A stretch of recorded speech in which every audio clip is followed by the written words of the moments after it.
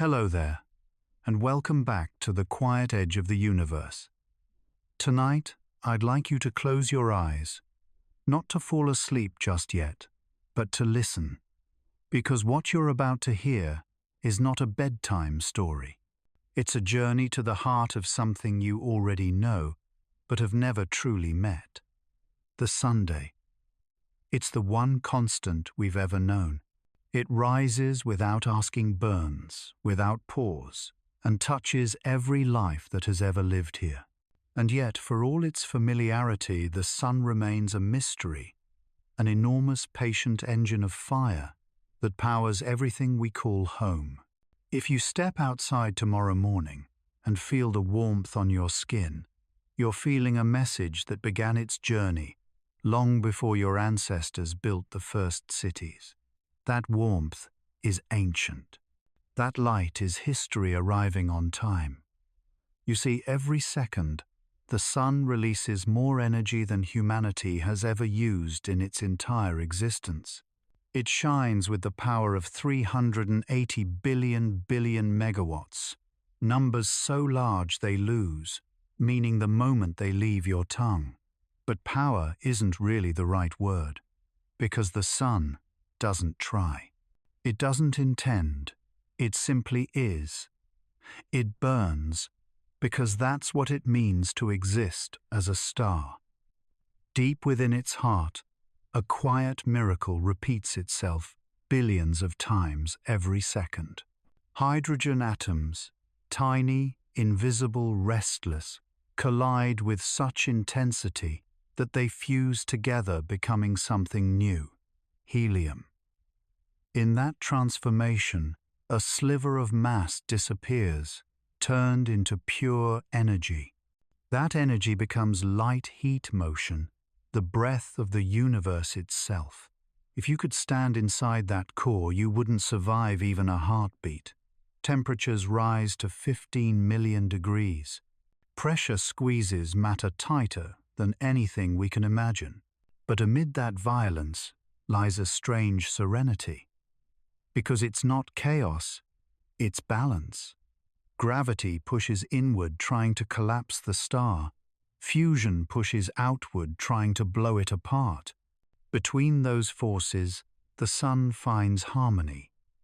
And that harmony is what holds the entire solar system together. It's strange, isn't it, that the thing we fear most, fire, is also the thing that keeps us alive. Every sunrise is a controlled explosion viewed from a safe distance. Every shadow on Earth is drawn by that same steady blaze 150 million kilometers away. But here's the part that's hardest to feel. Light doesn't travel instantly. When a photon, the smallest piece of light, is born in the sun's core, it doesn't rush straight to us. It takes a journey so long, it defies comprehension. Each photon bounces, ricochets, and scatters through dense plasma for thousands, sometimes hundreds of thousands of years before it escapes the surface. Only then does it travel through space, 8 minutes and 20 seconds, to reach your window, your hand, to your life. So when sunlight touches your face, you are feeling energy that began its escape before humanity even existed. You're feeling something older than memory, older than time, as we measure it. That thought alone can make your chest tighten, can't it? Because it means the sun is not just a star, it's a time machine. Every ray of light is a messenger carrying ancient information across the void. The color of the morning sky, the warmth on your pillow, the glint on the surface of a river, all of it is history glowing softly against your world. If you could shrink the sun down to the size of a lantern, it would still hold the same rhythm, the same perfect balance between creation and collapse. If you could hold it in your hands, you'd feel the hum of fusion, the heartbeat of energy that doesn't know how to stop. It's not rage, it's not even fire. It's persistence, and that's the quiet secret of the sun. It's not burning fuel, it's transforming it. Every atom of hydrogen that vanishes becomes something new. And with each transformation, light is born. That light doesn't ask who it will touch or where it will go. It simply moves outward, equal, silent, impartial. It lands on oceans and deserts, on forests and faces. It feeds the smallest leaf and the tallest mountain peak. It becomes the rhythm of days and the measure of years. In that sense, the sun is not just a celestial body. It's the author of time. Without it, there would be no seasons, no shadows, no cycles of sleep or growth. Our heartbeat, our breath, our very sense of waking and resting, all of it dances to the rhythm of a star we will never touch. Think about that. The photons that began in fusion's chaos end up inside your body, stored in the sugars of fruit, in the warmth of your blood, in the thought that crosses your mind. You are quite literally made of sunlight. Every breath, every step, every word you speak is powered by ancient starlight, filtered through oceans and trees. That's the hidden connection between you and the sun, not distance, but intimacy. It's not up there, and we're down here. We are part of its story, the slow unfolding of its light across matter. It gives, we transform, and the cycle continues. The sun doesn't know you exist. It doesn't rise for your sake. It simply shines. And yet without that indifference, there would be no life to notice its beauty. That's the paradox of existence, meaning born from neutrality, wonder born from distance. So tonight, as you listen, try to imagine the space between yourself and that star. 93 million miles of emptiness, so much distance, and yet so much connection.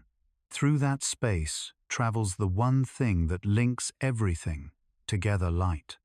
It leaves the sun without thought, travels the void without rest, and finds its way into your world, into your skin, into your cells.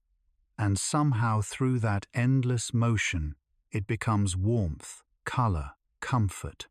Somewhere in that transformation lies the definition of life itself, the ability to take chaos and turn it into calm, to take distance and turn it into meaning.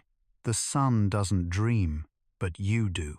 It doesn't wonder, but you can. And maybe that's the most miraculous thing of all, that something so vast, so unfeeling, could give rise to creatures capable of awe. So as you breathe slowly now, let that warmth settle into you.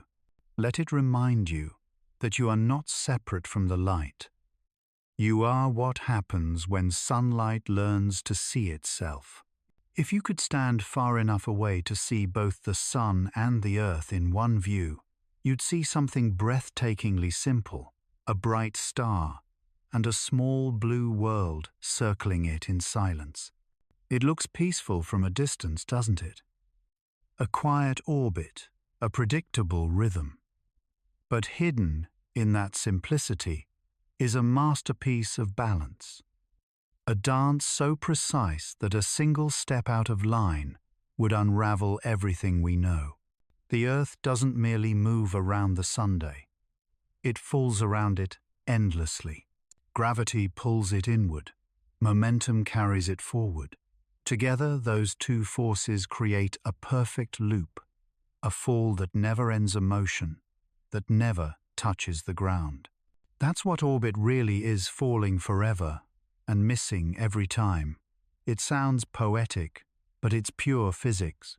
If the Earth slowed down even slightly, it would spiral inward, swallowed by the sun's gravity. If it sped up, it would drift outward into the cold, dark, frozen, and lifeless. But here it is, moving at just the right speed, at just the right distance, an invisible thread of geometry that makes life possible. That thread, that space between us and the sun, is called the habitable zone. It's the cosmic sweet spot, where warmth and cold hold hands. Too close and oceans boil, too far and they freeze.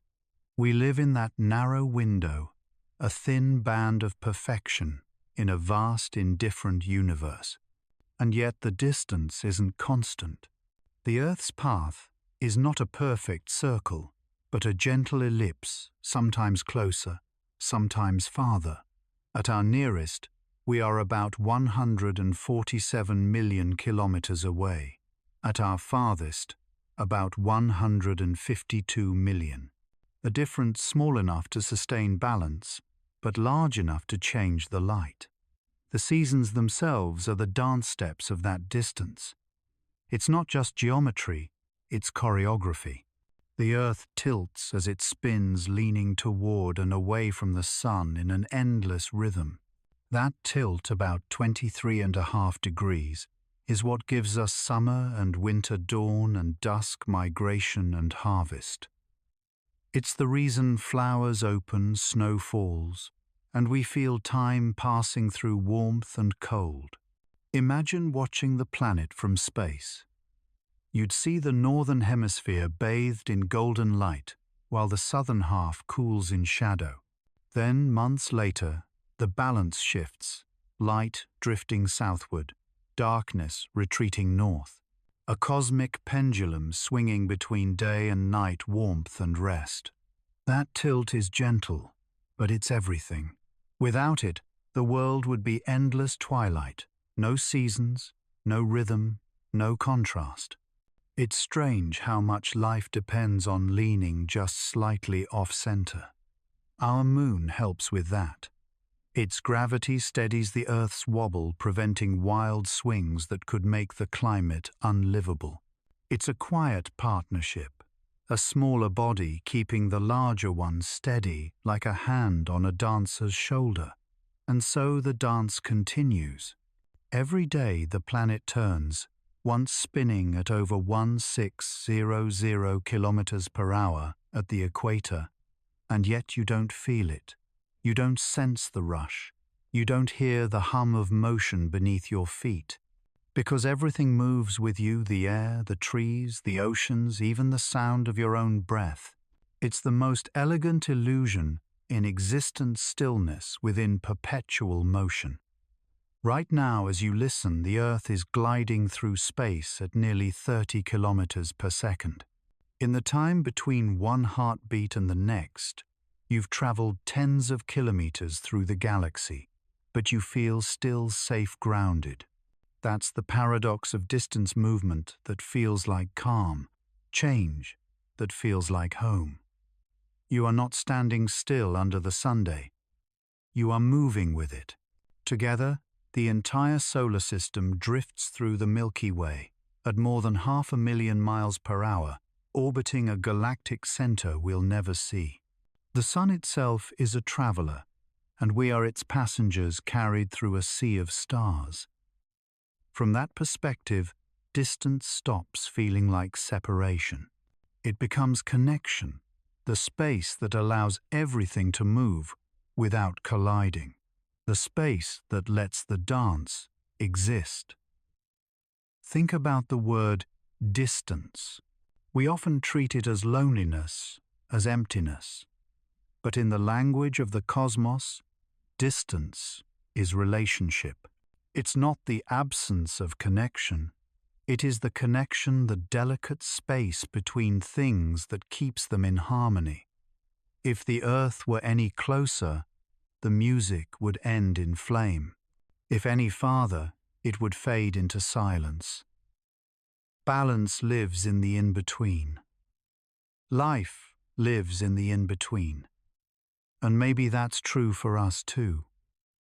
Between closeness and solitude. Between noise and quiet. Between being and becoming. We live in the middle, always dancing between extremes, always finding equilibrium. When ancient people watched the sky, they didn't have telescopes or equations, but they understood the rhythm. They built monuments aligned with solstices and equinoxes, stone calendars that caught the first and last light of the season. They felt the pattern long before they could describe it. To them it wasn't physics, it was reverence. And maybe in some way they were right, because what is reverence if not the recognition of perfect balance? What is awe if not gratitude for the dance we're already part of? Every sunrise you've ever seen is proof that the geometry still holds. Every sunset is a reminder that it could end but hasn't. The earth still spins, the distance still holds, the music continues. The dance of distance is not a static thing. It breathes. It stretches and contracts. The moon pulls on the oceans, the tides rise and fall, and the air shifts in response. Everything is in motion, even when it looks still. When you breathe in, you're syncing with that rhythm. Your chest rises and falls, like the tides, like the earth, tilting gently in orbit. You are a microcosm of motion, a small echo of the same balance that holds the planets in place. So as you lie here listening, remember, you are not apart from the dance. You are a step within it. Your pulse, your breath, your stillness, they all belong to the same choreography that keeps worlds turning. Somewhere out beyond the quiet hum of your room, the sun is burning. The earth is turning. And the distance between them hums with invisible tension, not as a void, but as a thread that holds everything, oceans, clouds, dreams, in perfect balance. It's not just the dance of distance, it's the dance of being. If you hold your hand up to the sunlight, it feels weightless, doesn't it? Warm, gentle, almost soft, but that's an illusion, because light has weight. Not in the way a stone or a planet does, but in the way a memory does. Subtle, invisible, yet impossible to escape. Every second billions of photons touch you, push you, and pass through you. They come from the sun, from reflections off walls, and water from the faint glow of the sky itself. You don't feel their pressure, but it's there. If you could stand in the full blaze of sunlight, in the vacuum of space, that pressure would push you gently backward, one tiny nudge, for every endless second. That's how sunlight moves comets' tails and sails of light in the silence of space. Light is not just brightness, it's motion. It carries energy, momentum, and direction.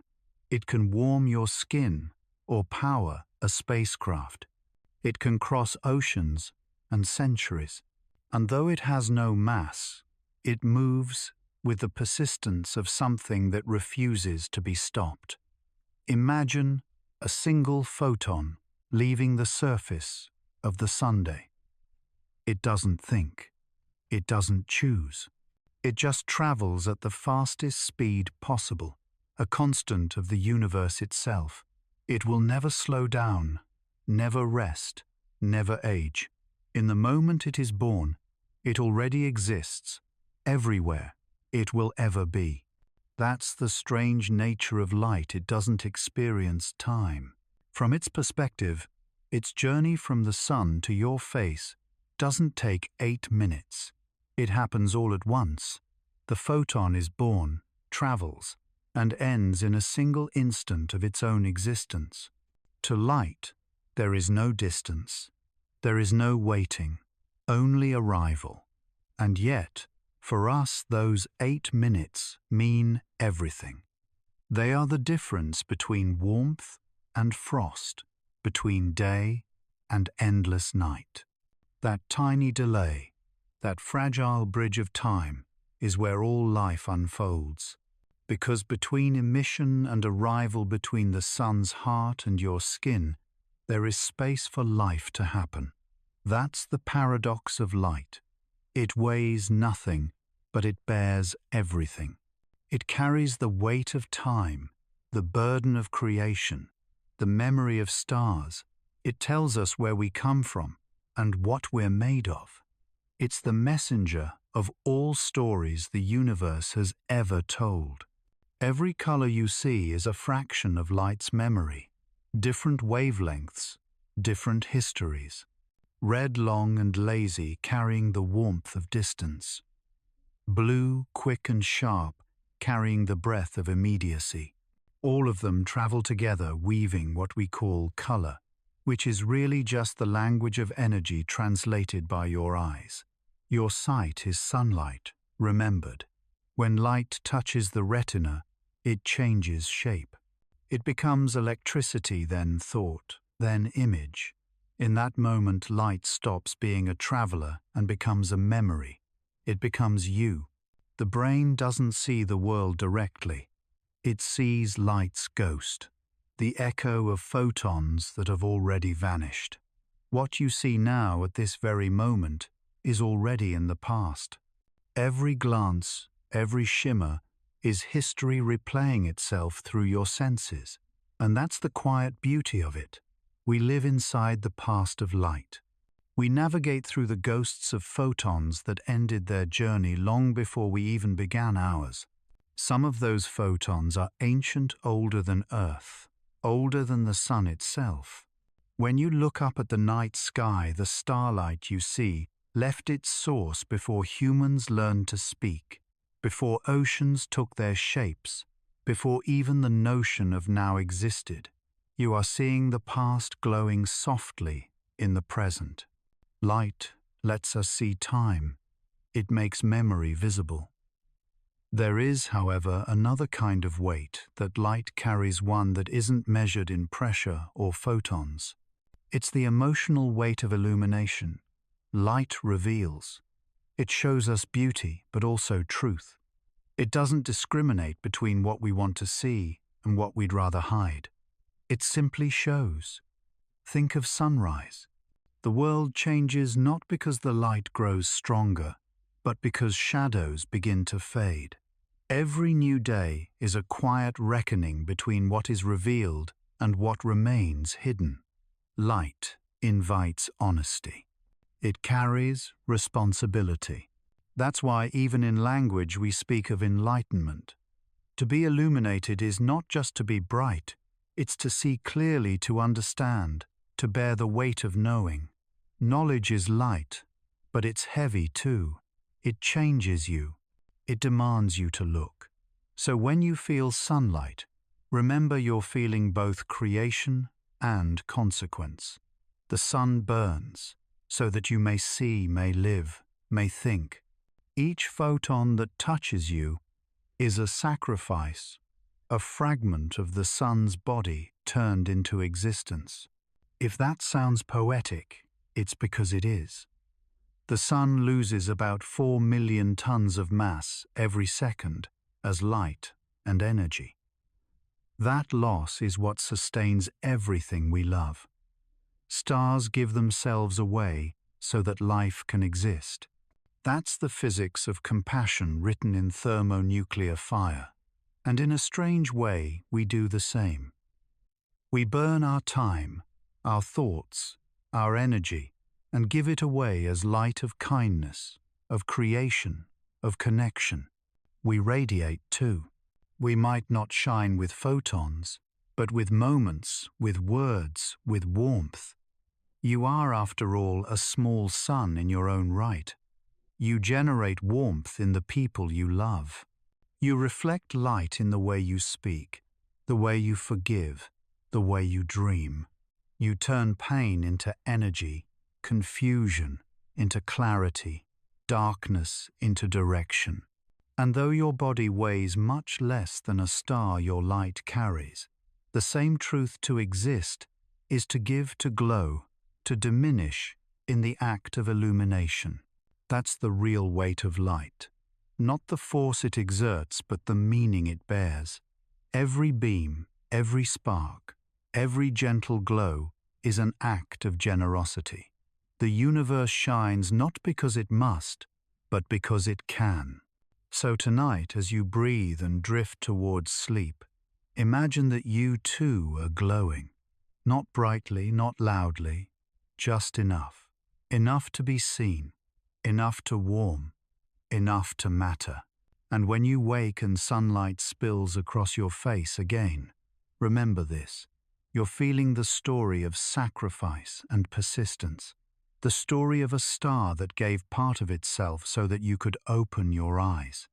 Light may be weightless in numbers, but in meaning it's the heaviest thing there is. You don't notice when light leaves a room. You only notice when darkness arrives. That's the quiet magic of shadows. They are not the absence of light, but the memory of it. Every shadow begins with illumination.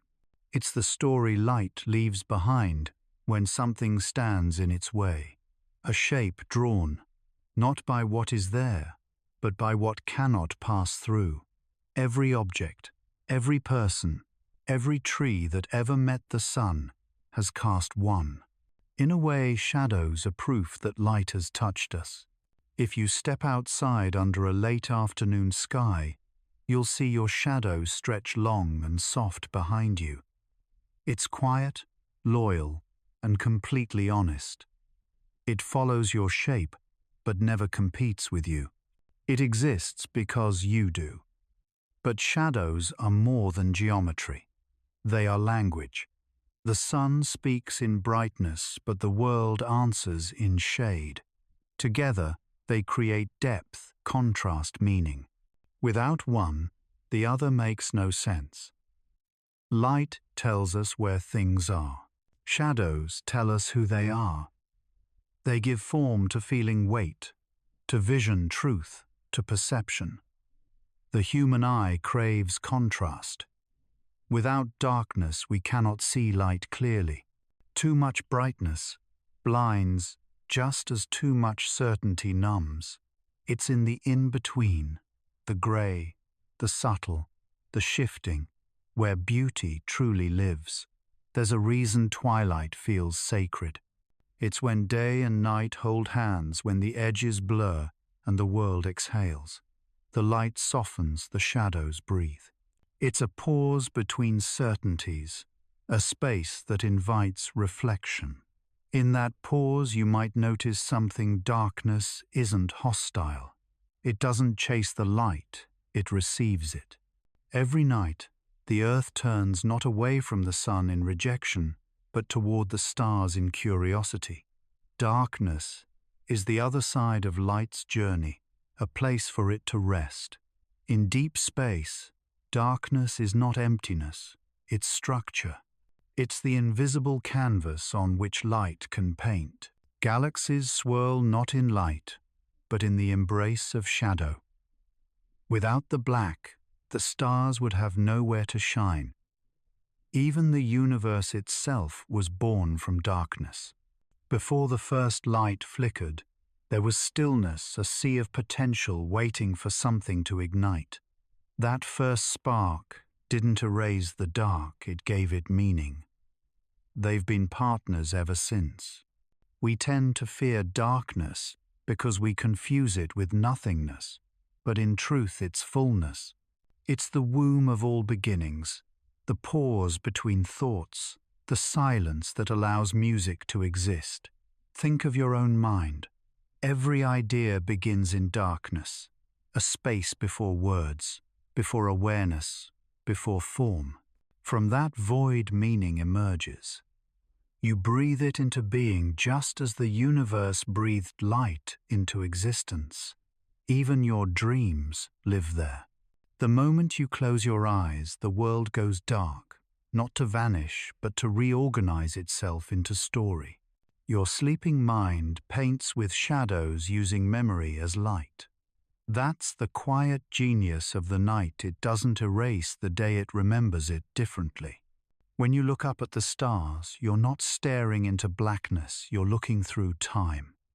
The light you see has traveled for millions of years, but between every beam lies the memory of the places it never reached.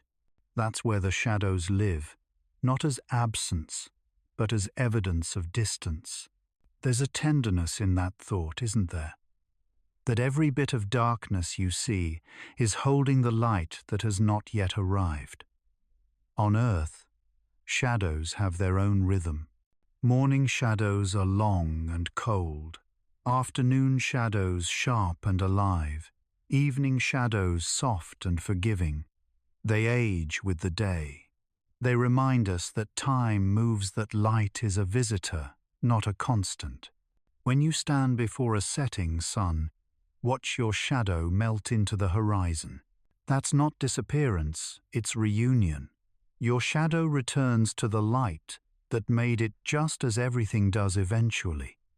In this way, shadows are not our opposite, but our reflection.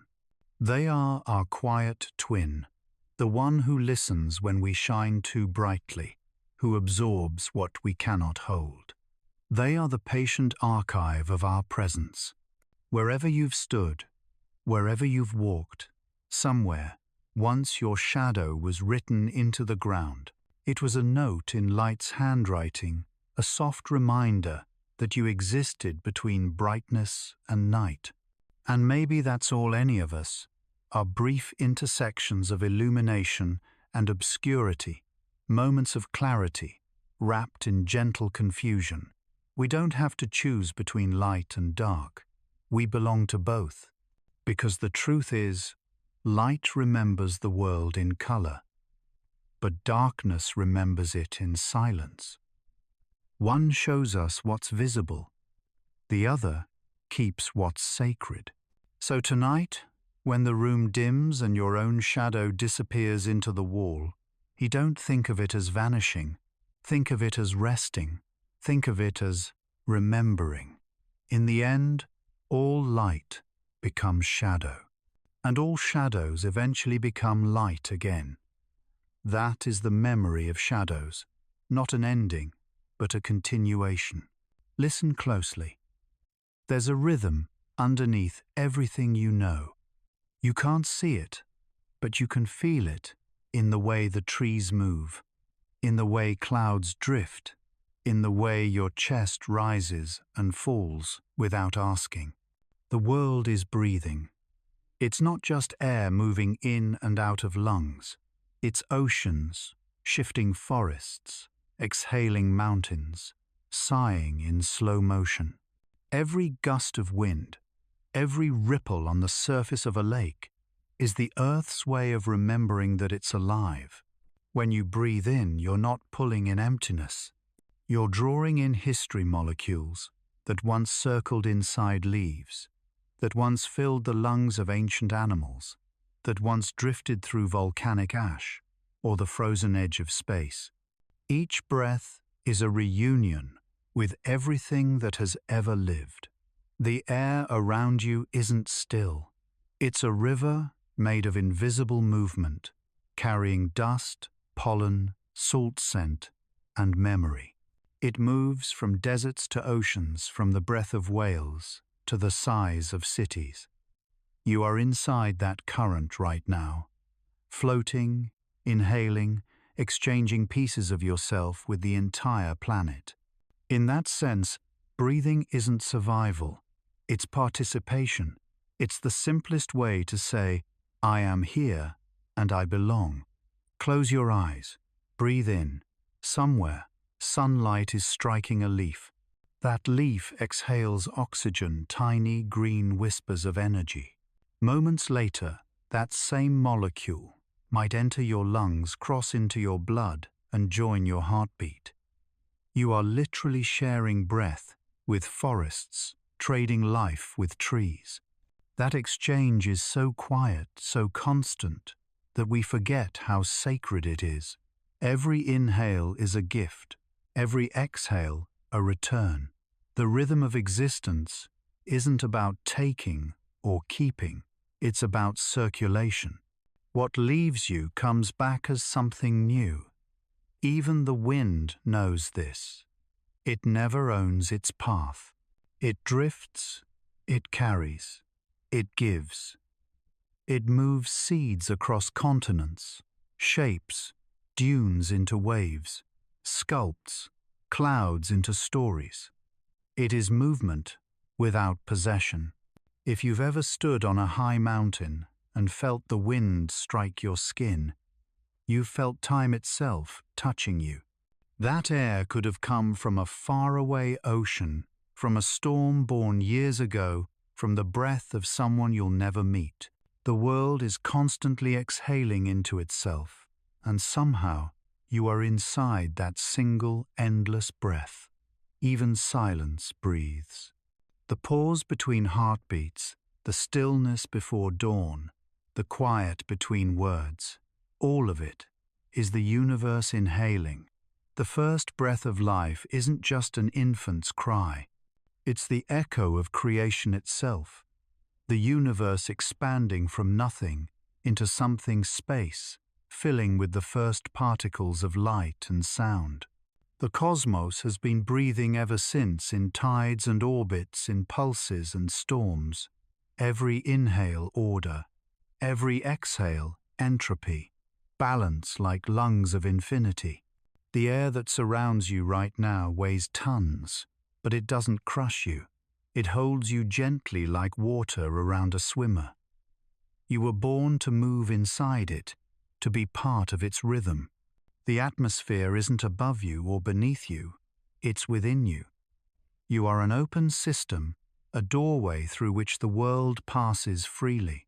When you breathe deeply, you are reminding your body of something ancient, that you are not separate from the planet that made you. You are the earth inhaling itself. So much of life is just remembering that. We spend our days in noise and light, in urgency and thought. But beneath all that, there's always the quiet rhythm, inhale, exhale, light, shadow, day, night. Everything follows that same beat. Stars collapse and expand. Waves rise and fall. Lungs fill and release. Even love breathes. When someone you care for holds your hand, their pulse aligns with yours. Two rhythms briefly become one. That's not poetry. That's physics made tender. That's life recognizing itself. If you could zoom out far enough to see all of Earth breathing at once, the clouds forming the rain, falling the wind, circling the forests, exhaling oxygen as we exhale carbon dioxide, you would see a single vast organism, a planet inhaling and exhaling through every living thing. The oceans are its lungs, the forests its veins, the wind its heartbeat. And in that perspective, there is no small life, no forgotten breath. Every inhale keeps the world in motion. Every exhale writes your name into its rhythm. So when you feel tired or lost, try to listen again. You don't have to go far. Just close your eyes and find the breath. The same breath that moved through stars, through oceans, through time. It's here now waiting for you to notice it. Breathe in, and the world enters you. Breathe out, and you return the favor. This is how the planet speaks, not with words but with movement, with breath. The world doesn't need to shout to be alive. It just needs to keep breathing through you, through me, through everything that still dares to move. So before you drift to sleep, take one more slow breath. Feel the air slide in, then let it go. That's the sound of connection. That's the rhythm that never ends. That's the breath of the world, and it's breathing through you. If you listen closely enough, you can almost hear it. Not a sound exactly, but something that moves like one. It's the sound of time. It doesn't ring or hum or echo, not in the way wind does, or water, or heartbeats. It's quieter than silence, so subtle that you only notice it when everything else stops. Time doesn't speak in seconds. It breathes in moments. Every sunrise is an inhale, every sunset an exhale. Between them lies the pulse of existence, steady, ancient, and soft. You can't trap time in clocks. Clocks only measure its shadow. Real time lives in the spaces between seasons, between glances, between the start of a sentence and the thought that made it possible. If you close your eyes now, you can feel it passing across your skin, not rushing, not dragging, just flowing. It's the invisible current that carries all things forward. When you were a child, time was wide and generous. A single afternoon could stretch forever. The distance between morning and night was a lifetime of discovery. But as you grew, time began to fold. Days began to blur. The years, once bright and endless, became threads running quietly through your memory. That's not loss. That's rhythm. Time isn't speeding up. You're just learning its melody. Every life is a song made of hours. Some notes are loud laughter falling in love loss. Others are whispers, the warmth of sunlight through a window, the sound of someone breathing beside you.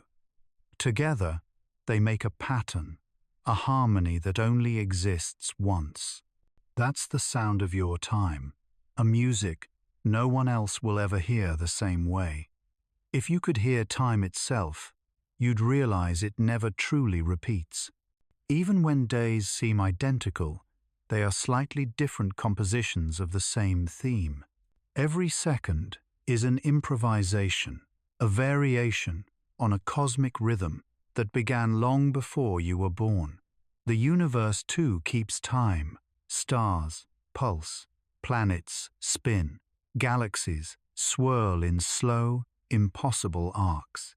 Even atoms vibrate to their own metronome. Everything moves to the same unseen beat. Some scientists call it entropy, the gradual unfolding of order into disorder. But maybe it's just the sound of time finishing one note before beginning another. A long, endless song of change. Think about sound itself. It only exists when there's movement, vibration, pressure waves. When everything stops vibrating, there's silence. And yet silence is never truly empty. It's full of potential sound the moment before the note begins. Time is the same. It's not a line. It's a vibration that never stops. Every heartbeat you've ever felt is a drum inside that rhythm. Every breath a soft percussion in the song of your existence. When you walk, when you speak, when you dream, you're keeping time with the universe. Listen to your breath right now. Inhale, exhale. That's time moving through you. You don't own it. You share it. When someone you love laughs, that sound travels through time. Two tiny ripples in the air that fade, but never fully disappear. Somewhere they still exist, scattered among the molecules that fill the room. Time doesn't erase sound, it transforms it. Maybe that's why music moves us so deeply, because it reminds us that we're temporary instruments in an eternal song. We vibrate for a while, then fade into the rhythm that continues without us. But that's not sad. That's beautiful. It means nothing is ever truly lost. The note ends, but the music remains. Look at the stars. What you see is light that left its source long ago. Every star is a frozen note in the song of time still reaching your eyes after the player is gone. You are listening to the past every time you look up. The future too is already humming. It's just not audible yet. It's waiting for you to step into its measure. Time is not an arrow, nor a river. It's a symphony, and you are a part of its melody. Not the beginning or the end, but the sound in between. When you sleep, time doesn't pause. It slows, it softens, it sings you into dreams. And when you wake, the rhythm resumes exactly where it left off, as if the universe was waiting for you to open your eyes again. Someday, your rhythm will merge with the larger one, your seconds dissolving into eternity, your heartbeat blending with the pulse of everything that has ever been. But for now, you are still inside the song. You are still vibrating. You are still part of the sound of time. So listen not with your ears, but with your stillness, because time doesn't ask to be measured. It asks to be heard. There's a moment after every sound, a pause, a breath, a space that waits for what comes next. That space has a shape. It isn't a void, and it isn't still. It moves quietly like fog curling around a mountain, or a thought just before it's spoken. That is the shape of silence. We spend so much of our lives filling it with music, with words, with noise and comfort and conversation. We forget that silence doesn't need us to make sense. It already does. Silence isn't the absence of sound. It's the body of it. It's the outline left when noise steps aside. It holds every note, every whisper, every heartbeat that ever existed, the gentle afterimage of experience. If you sit very still, you'll notice that silence isn't empty. It hums faintly, like the air between stars. There's always something moving, the pulse of your own blood, the rhythm of your breath, the faint creak of the world turning beneath you. That hum is the sound of being alive. Silence doesn't erase it. It amplifies it. Close your eyes for a moment. Listen. You might think you hear nothing, but what you're really hearing is everything spread out, softened, woven into quiet. Silence is where sound returns to rest. It's the place all music goes to sleep. Without it, there would be no melody, no rhythm, no way to tell one note from another. Every symphony depends on its pauses. Even the universe does. Astronomers once thought space was empty. Now they know it hums a low, ancient vibration called the cosmic background. Even in its silence, the universe sings. Maybe that's what silence really is, a kind of kindness. A space that allows things to exist without demanding they be loud. When you stand beside the ocean and the wind stops, there's a stillness that fills the air, not nothing, but everything listening at once. That's the shape of silence, an invisible hand holding the world steady. There are many kinds of silence. The silence of peace, the silence of waiting, the silence of loss. The silence that lingers after someone says goodbye. Each one has its own temperature, its own color, its own gravity. Some silences are heavy thick, with words that never found their way out. Others are light, the comfortable quiet between two people who no longer need to speak to understand. But all silences share one truth: they shape the way we listen. In a world that never stops speaking, silence is rebellion. It's the act of noticing, of allowing things to be unfinished, of saying, "This is enough." When you choose to be silent, you are not disappearing. You are expanding, making space for something larger to arrive. Ancient temples were built to echo silence. Their stone halls, vast and resonant, turned even the faintest whisper into a prayer. Maybe that's what prayer always was, a way to speak softly enough that the silence could answer. If sound is motion, then silence is presence. It doesn't move, it is. It's what sound is made against, like light against shadow, like stars against the dark. Try to picture it. If silence had a form, what would it look like? Maybe a ripple in glass. Maybe the air right before rain. Maybe the space between two hands that almost touch. Silence has a weight, but not the kind that burdens. It's the weight of attention, of awareness, of being exactly where you are without needing to change it. In silence, you don't have to perform. You don't have to understand. You only have to exist. And that's why it's so difficult, because to sit in silence is to meet yourself without disguise. It's to hear your own thoughts echo back with nothing to hide behind. That's where the truth lives, not in words, but in the stillness beneath them. Silence teaches in a language older than sound. It says, everything you seek is already here.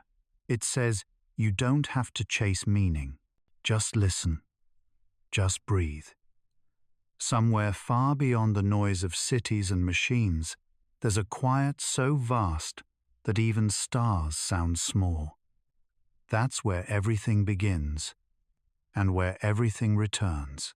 When the last word fades, when the last echo falls away, silence doesn't close the story, it opens it, because silence is not the end of sound. It's its shape, its home, its return. If silence had a dream, it would dream of water, because water moves the way silence feels softly, patiently, finding shape only when it's given something to hold. Every drop is a memory, every wave a heartbeat. Water remembers everything that's ever touched it, the salt of ancient seas, the minerals of mountains, the tears of creatures long gone. It carries them all endlessly mixing, never ending, only changing. When you lift a glass to your lips, you're tasting history. The molecules that touch your tongue, once drifted in clouds above, forgotten continents, once filled the lungs of whales, once slept in glaciers that sang under starlight. Water never dies. It only transforms. It's the closest thing we have to eternity. The world began in water. Before land, before air, before names or stories, there was only the endless pulse of waves. In that dark ocean, the first spark of life began to breathe. From that breath came all others, trees, animals, you. So when you breathe now, part of you is still ocean. Your blood, your tears, your cells, each one is a tide, remembering where it came from. Water moves, like thought. It flows toward what it loves. It never resists the path. It becomes it. It wears down stone not through force, but through persistence. That's the wisdom of water. It doesn't fight time. It learns its rhythm. If you watch a river long enough, you'll notice it never looks the same twice. Light changes, current shifts, leaves, drift by like fragments of forgotten words. But underneath, there's a pattern, a steady whisper that says, keep moving. Maybe that's what dreaming really is, the mind, remembering how to flow. At night when the body rests, the spirit becomes liquid. It slips between thoughts, reflects what it cannot say, and drifts into places where memory and imagination meet. Dreams are made of water. They reflect without judgment. They shape themselves to whatever holds them, a fear, a wish, a moment we couldn't finish while awake. In dreams, time dissolves just as it does underwater. Past and future blur, gravity loosens, and everything that was separate becomes one. Listen to the rain. It's the earth remembering itself.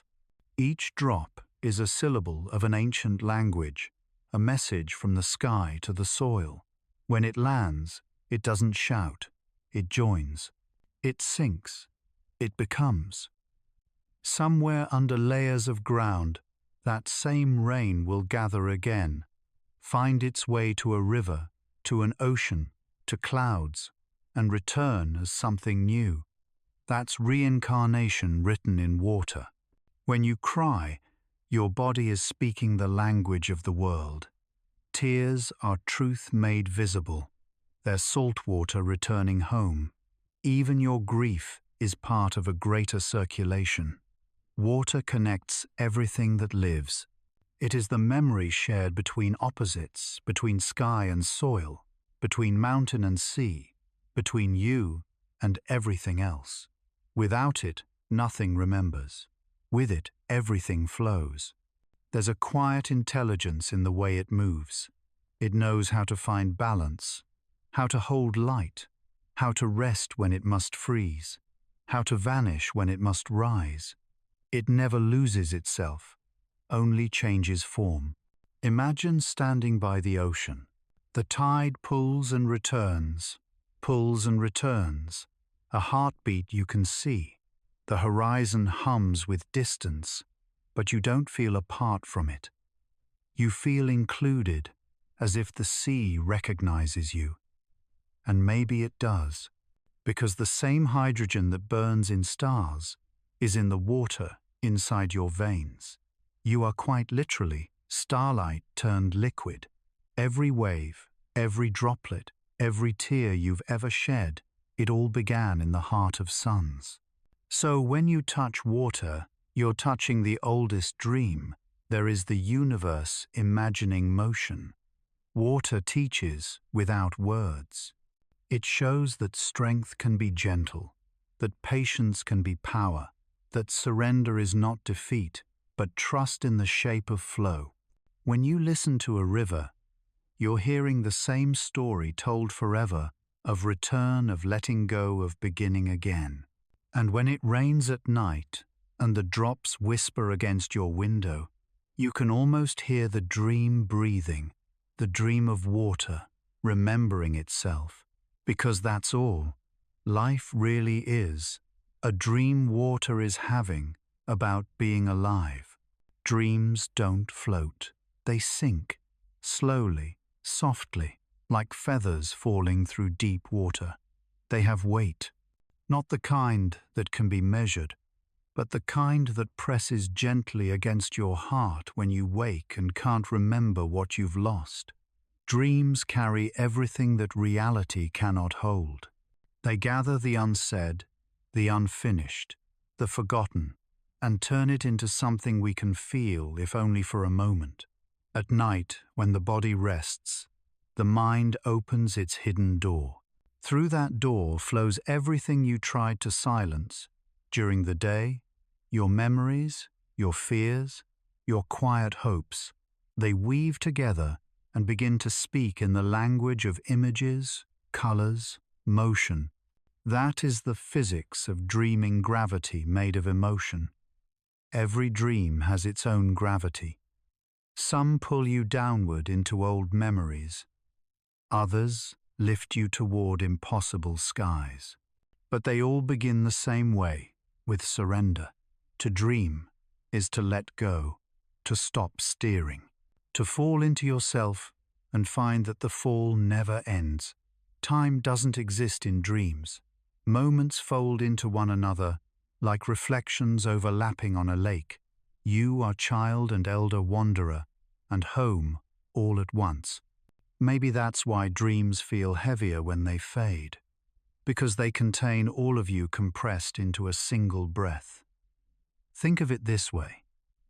Your waking life is what you remember, but your dreaming life is what remembers you.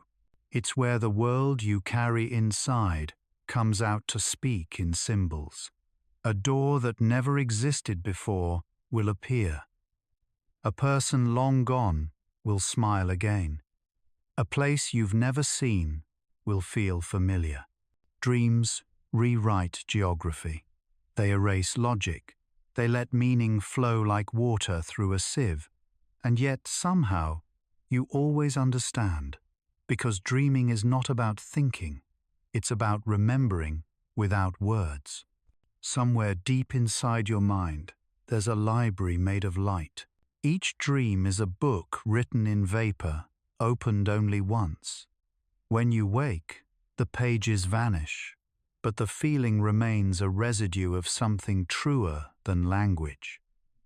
That residue is the weight of dreams, the part of you that knows without knowing how. You've felt it before the ache of a dream. You can't recall the echo of a face you've never met. Those aren't random images. They're the universe using your mind as a mirror for itself.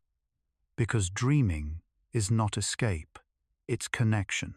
The bridge between what is and what could be. Between the seen and the imagined. While you sleep, your consciousness dissolves into something vast, a tide of thought and starlight. You stop being a name, a body, a story. You become motion, memory, possibility. And then morning comes and gravity returns. The dream collapses into the smallness of waking. You rise, but part of you stays behind, floating in that ocean of unfinished visions. That's why dreams never leave you completely. They linger. They hum beneath the surface of your thoughts, like an old melody you can't stop humming. Maybe that's what intuition really is, the echo of dreams reminding you what you already know. When you fall in love, you're dreaming while awake. When you create something, you're translating a dream into form. When you forgive, you're letting go of the gravity that held you down. Dreams don't end at dawn. They continue in everything you touch with wonder. The ancients believed that dreams were messages from the gods. Maybe they were right, not because some deity whispers to us, but because we are the whisper. Every night we dissolve into the fabric of being and return carrying fragments of its truth, and those fragments are heavy, because truth always is. But it's a beautiful weight, the kind that anchors you instead of drowning you, the kind that keeps you tethered to something larger than yourself. You can feel it even now in the space behind your eyes, in the way your breath slows when you think of someone you miss. That's a dream remembering you. Maybe one day when we're done being awake, we'll return to that endless dream completely, to the ocean where all memories meet. And there, the weight of dreams will lift because we'll no longer need to carry them. Until then, we keep dreaming. We keep remembering. We keep falling softly through our own starlight. Because dreams don't disappear when we wake. They simply wait, patient, eternal, like the universe catching its breath between one heartbeat and the next. Everything that moves is just trying to return to light. From the smallest atom spinning in the dark to the furthest star burning at the edge of time, everything drifts, everything remembers. Because light was the first memory. Before there were eyes to see it, before there were names to describe it, there was the hum of energy, a flare in the silence, a heartbeat that became the universe. And even now, after all this distance, that heartbeat continues inside you. You were born from it. Every cell in your body glows with ancient fire. Every breath you take is the echo of that first expansion, the universe inhaling itself through you. You are not separate from the stars. You are the part of them that learned how to dream. When you close your eyes, the light doesn't disappear. It folds inward, traveling behind your thoughts, waiting for you to remember. Because that's what light does, it waits. It travels at the speed of patience, crossing billions of years, just to reach a single gaze, a single moment of recognition. And when it finds you, when it touches your skin or your memory or the quiet of your mind, it becomes something new. It becomes warmth. It becomes meaning. Light doesn't end. It transforms. It leaves stars and enters oceans. It leaves oceans and enters eyes. It leaves eyes and becomes thought. Even in your darkest nights, there are particles of it moving through you, faint but unbroken, tiny messengers from the beginning of time, still whispering you are not lost. Every dawn is proof. Each sunrise is not a repetition, but a return. A reminder that what sets will rise again, that what fades will find its way back into being. We often think light chases darkness away. But maybe they are lovers forever trading places. Maybe darkness is not the absence of light, but the cradle that holds it, the silence that allows it to shine. Without night, the stars would have nowhere to exist. Without shadow, the flame would have no contrast. Light does not destroy darkness, it completes it. So too will you.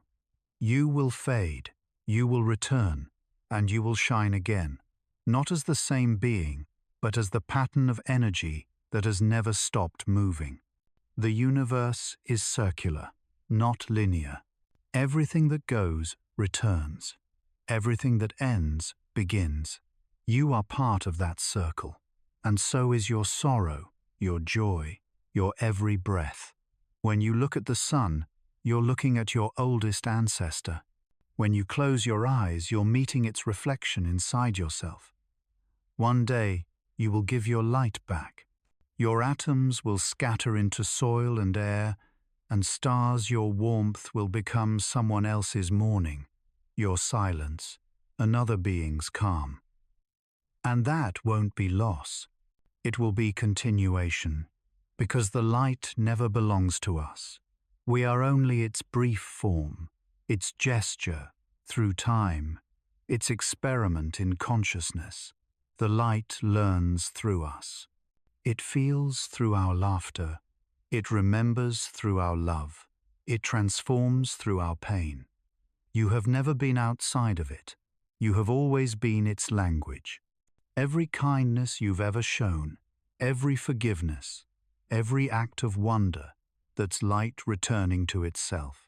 And now, as you listen, feel how it gathers behind your ribs, a soft warmth, a quiet brightness rising. This is what the end feels like. Not darkness, not silence, but clarity. A gentle realization that you were never separate, never small, never alone. You are a fragment of the first dawn still glowing. And though this story fades, its radiance continues through you, beyond you, into everything that will ever wake again. The light doesn't leave. It only changes direction. And now, it's coming home.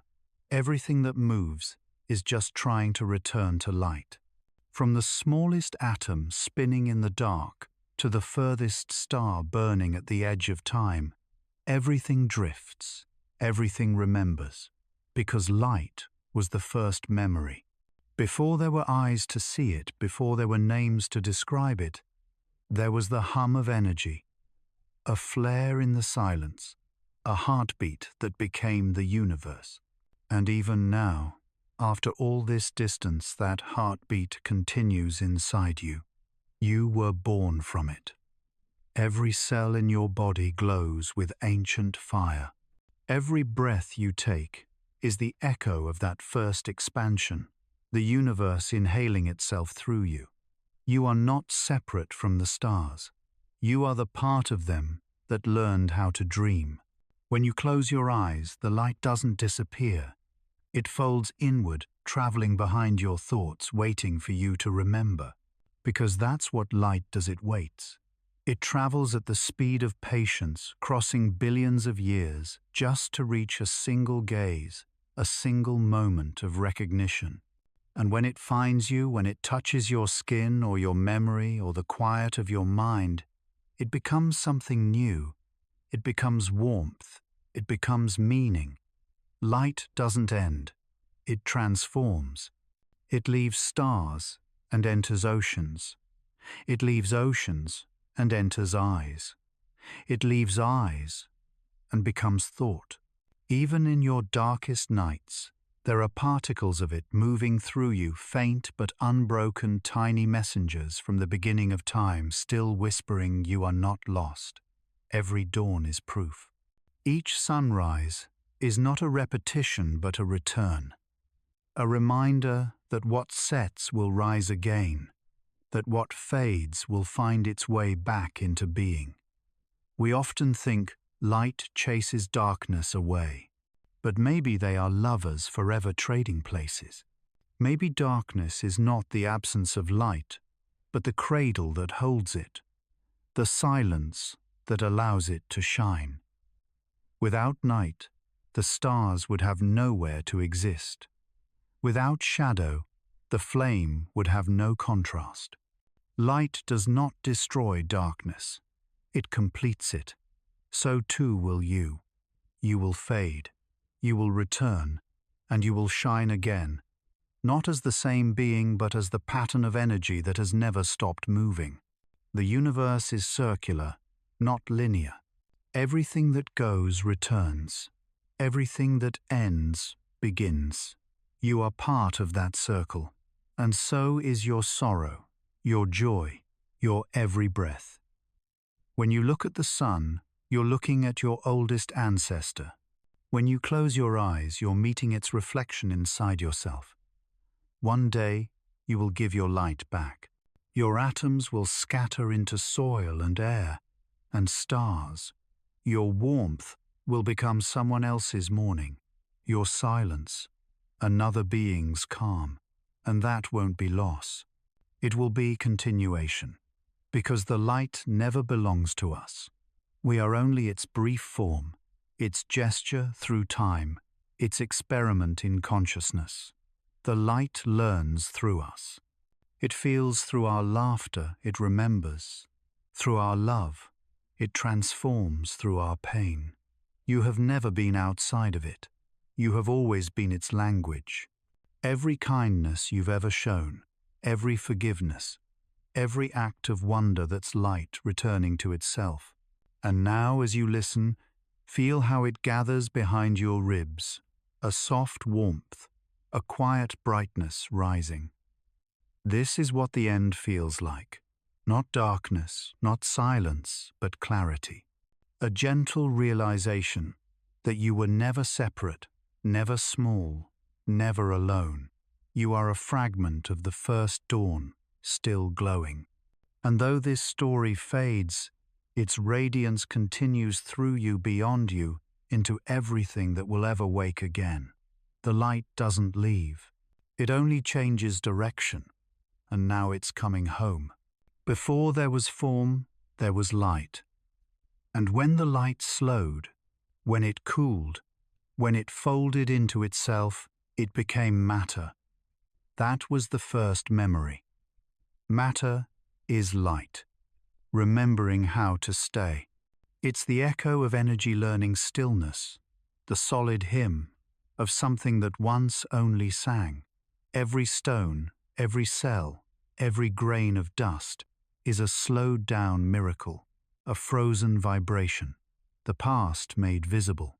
The chair beneath you, the air you breathe, the skin that holds you, all of it hums with quiet memory. Atoms don't forget.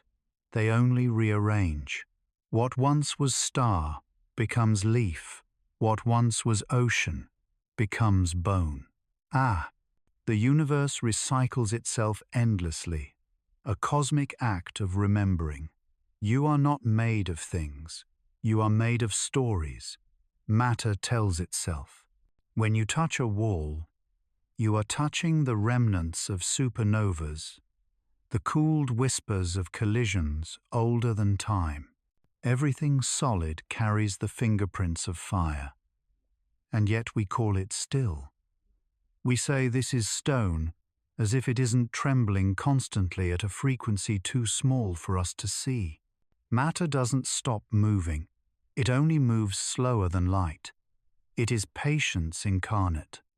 There's something holy about that, because in slowing down, light learned to love, to remain, to become. It's easy to think of the universe as vast and empty, but look closer. Emptiness is full of memory. The vacuum between stars is stitched with the ghosts of photons that once danced there. Even silence has texture. Even space has weight. We think of matter as separate from us, but it is us. Our bones are the Earth's handwriting. Our breath is the planet's recycled thought. Every inhale a conversation with trees. Every heartbeat a pulse borrowed from the soil. Matter remembers what it means to belong. It holds its shape until it's called to change again, just like us. When you were born, you didn't create new material. You gathered old atoms into a new song. You became the latest verse in a poem the universe has been writing for billions of years. And one day you'll return those atoms back to the silence, and they'll remember you not as a person, but as a pattern, a brief arrangement of warmth and intention. Nothing is ever truly gone. It only forgets its form for a while. If you listen to stone long enough, you might hear the hum beneath it, a low, ancient vibration, like a heartbeat slowed by time. That's the memory of light, still dreaming of the moment it began. Maybe that's what love really is. Recognition between particles that once were one, a remembering, a quiet reunion, the touch of a hand, the warmth of skin, the gaze that lingers. They are all matter finding itself again. You are not built from separate things. You are built from the same shimmer that holds galaxies together. Your gravity is your memory, the part of you that refuses to forget where you came from. Sometimes when the world feels heavy, it's not because of sorrow, it's because you are carrying eternity in your body. Every atom in you has already lived 1,000 lives. Every heartbeat vibrates with ancient starlight. You are light slowed to love. You are matter remembering. And maybe when the universe ends, if endings even exist, it won't vanish. It will just pause. A deep inhale before another beginning. A silence heavy with memory. Because the universe never truly forgets. It only dreams between its forms. And you right now are one of those dreams made real. A luminous fragment of light that decided to stay a little longer. Everything that exists is falling towards something. Planets toward stars, moons toward planets, oceans toward the pull of the moon, and hearts toward each other. That is gravity, not a force of distance, but a memory of connection. The universe never learned how to let go, so it invented gravity to hold itself together. When a star collapses, it does not disappear. It folds inward, drawn by its own remembrance, the pull of everything it once was. That's what love feels like too, the slow, beautiful collapse of distance. Gravity is the softest insistence. It doesn't shout. It doesn't demand. It simply waits, pulling gently, endlessly, until what belongs together finds its way back. Every orbit is a promise. Every falling apple, every tide, every spinning moon, a whisper from the cosmos that says, you were never separate. If you could hear gravity, it would sound like a heartbeat, slow, patient, eternal. The heart inside your chest beats because the universe does. It is the same rhythm, just slowed into flesh. You are gravity wearing skin. Every touch, every gaze is the physics of longing made visible. When you reach for someone, it isn't just emotion. It's the geometry of the cosmos bodies, curving toward their shared center. Even loneliness is part of gravity. It's the ache of space remembering its own desire to connect. It's the silence between two orbits before they finally align. And when they do, when distance collapses, the universe breathes easier. A tiny portion of chaos finds balance. A small harmony returns to the whole. Love and gravity share the same secret. They both pull without taking. They both move without moving. They both teach the art of surrender. You can't see gravity, but you can feel it. You can't hold love, but it holds you. In truth, they are the same thing. The universe falls in love with itself endlessly, and we are the proof. Our bodies are constellations, woven together by invisible threads. Every hug is the earth pulling you closer. Every goodbye is the universe learning patience again. You don't rise in the morning. The planet lifts you. You don't walk alone. You move through an invisible embrace that never stops surrounding you. Maybe that's what compassion is: gravity of the soul, the quiet force that pulls us toward understanding. Even the smallest acts, a glance, a hand resting on another, a shared silence, they bend the fabric of reality just enough to bring two worlds closer. In that bending, something sacred happens. Two centers meet, two stories overlap, and the universe becomes, for a moment, less alone. There's a tenderness in this, pull, a cosmic ache that never fully heals because connection always carries the risk of distance. But gravity doesn't see that as pain. It sees it as purpose. It reminds us to love is to move, to be moved, to be drawn again and again toward what calls your name. Sometimes that calling hurts. Sometimes it feels like falling. But falling is not failing, it's returning. Every descent is a homecoming in disguise. The apple falls because the earth remembers it. The tide rises because the moon is whispering. And your heart beats because something somewhere is calling it back. You are held even when you forget it. You are pulled even when you resist it. You are loved even when you don't feel it. The heart of gravity is not in the sky. It's in you. It's the weight you carry when you care too deeply. It's the warmth that rises when someone simply stays. It's the ache that proves you're still connected. So when you feel heavy, remember the stars do too. They carry their own longing, their own invisible desire to stay close. And one day, when all light has faded and the universe sighs back into stillness, gravity will not end.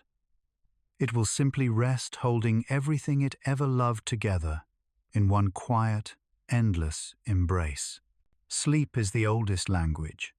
Long before words, before sound and reason, and the weight of thought, there was only this, the slow surrender of everything into quiet.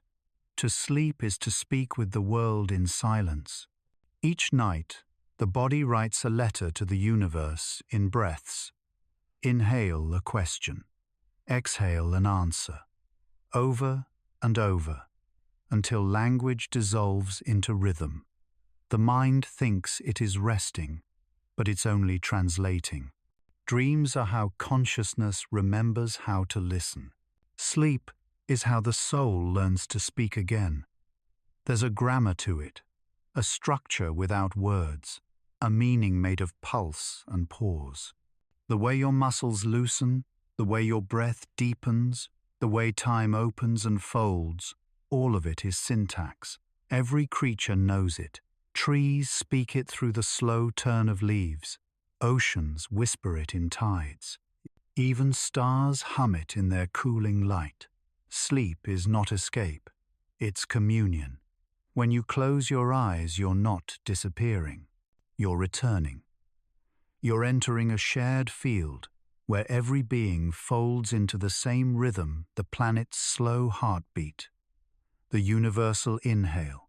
You've felt it before, that gentle falling inward, the way your body drifts just before the dream begins. That's the moment the world catches you. It speaks first in the sound of blood, in the hum of cells, aligning in the low vibration of everything breathing at once. You don't sleep alone.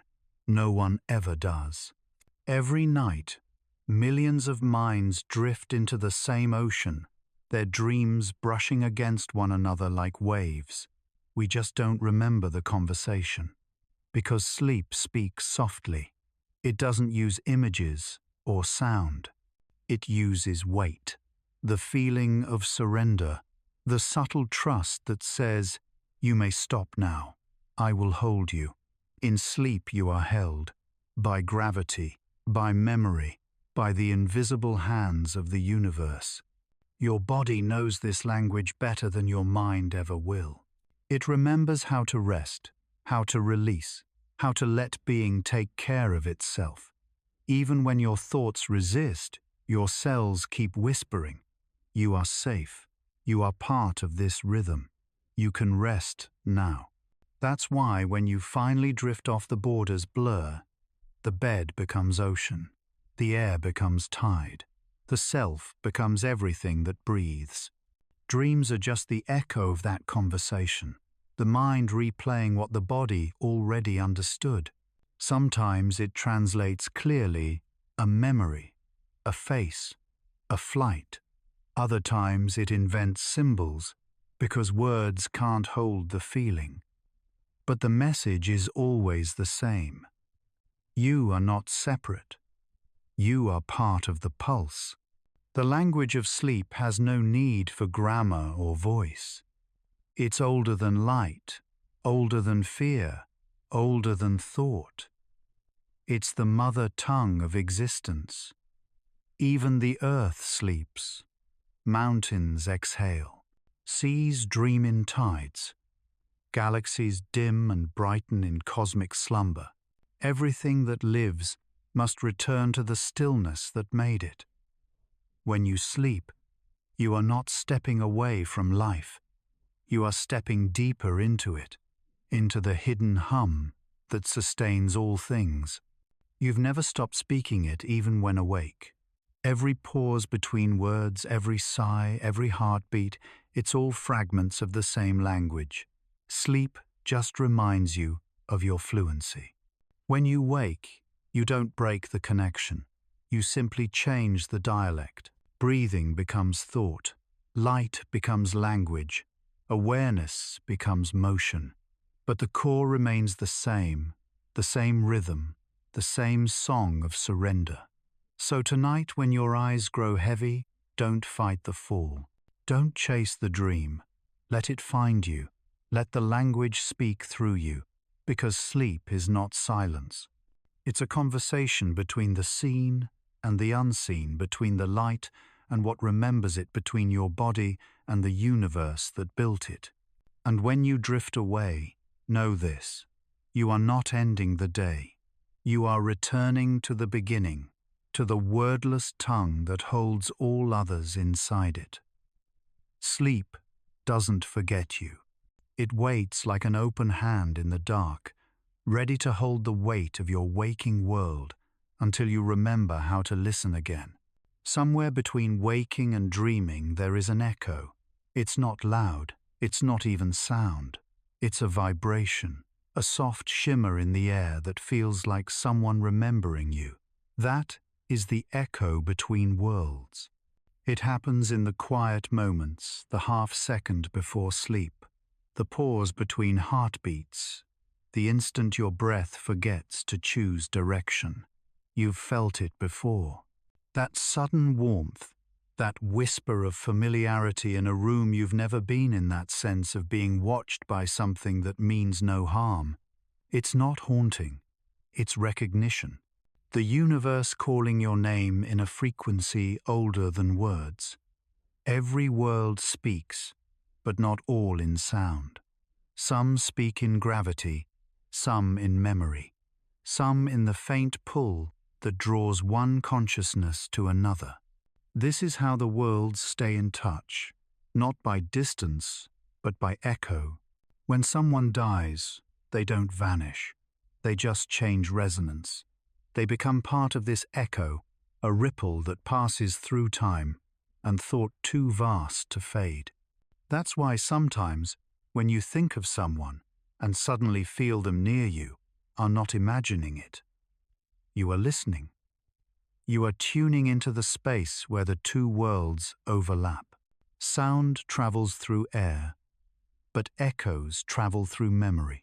They move differently, not forward, but inward, spiraling into the spaces where presence used to live. Even light, when it meets darkness, creates an echo, a reflection, a ghost of itself that keeps moving long after the source is gone. You are made of that same persistence, a being who keeps vibrating, even when silence tries to hold you still. The veil between worlds is not a wall. It's a resonance field. Every thought, every breath, every love sends ripples through it. and those ripples reach further than we can imagine. When you whisper a name in grief, it doesn't end with your voice. It travels. It touches what listens on the other side. The echo replies not in words, but in the sudden stillness of air, in the flicker of a candle, in the comfort that comes for no reason. That is the language of remembrance. That is how the world say, I am still here.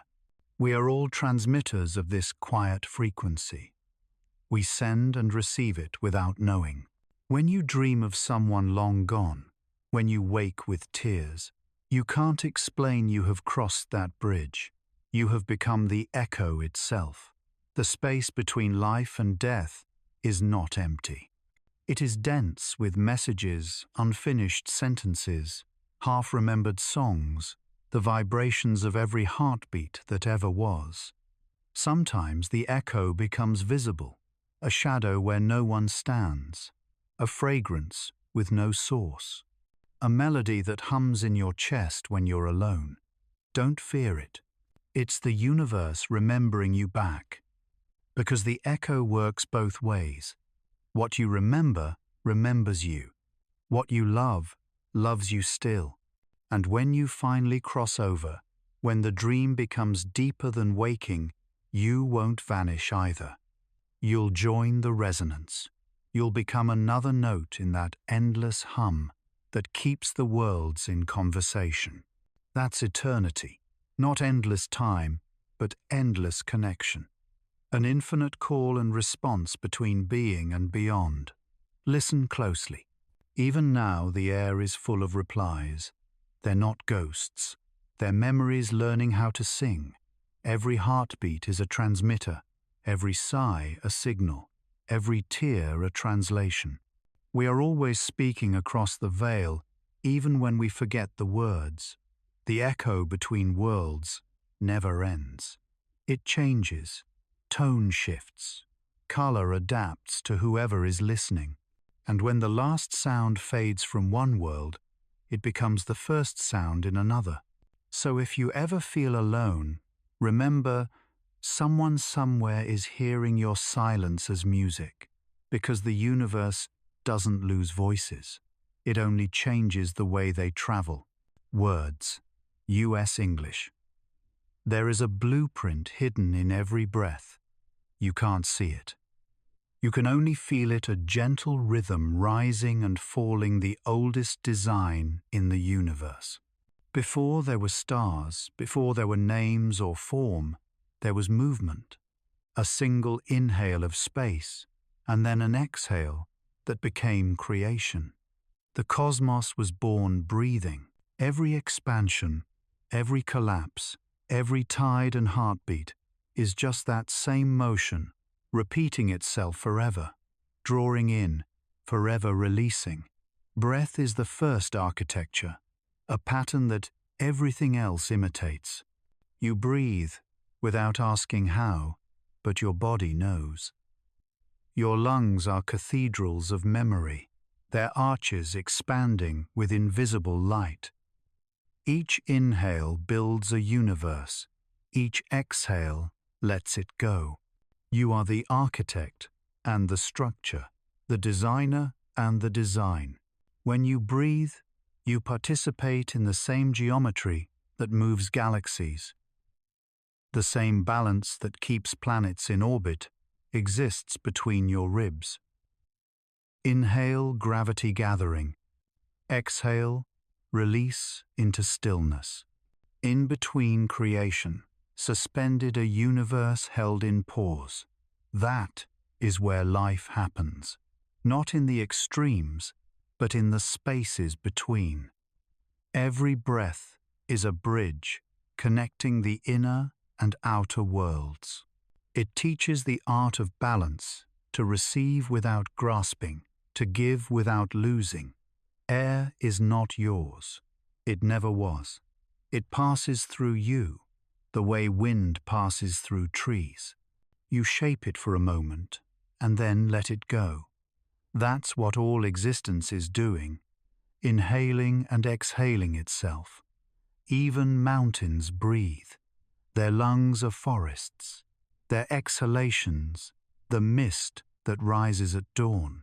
Oceans breathe in tides, earth in seasons, stars in cycles of burning and rest. Every system of being shares this rhythm.